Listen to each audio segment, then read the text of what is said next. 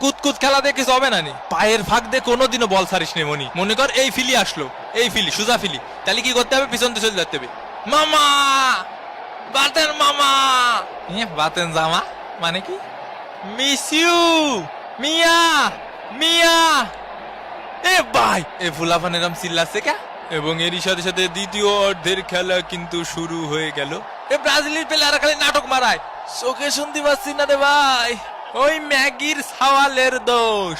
এ foul কর, foul কর, আরো বেশি ফাউল কর। কদু এ কদু আয় হাই ওই হই আয় হাই ই আ ই আ বাদু বাতি বাদু বাতি। এখন সময় 11:20 কোস্টারিকার আত্মঘাতী শট, ও অল্পের জন্য বেঁচে গেল। সর শালার ভূত বাবা ডেকিসো নেইমার বস।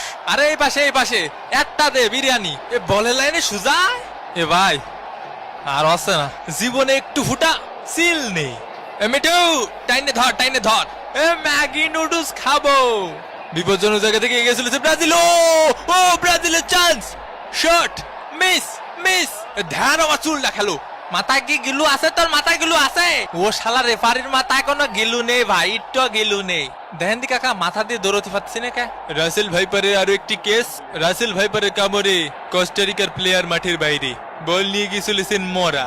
এবং এরই সাথে সাথে রেফারির লম্বা বাঁশি। এই ম্যাচটি কিন্তু হয়ে গেল ড্র।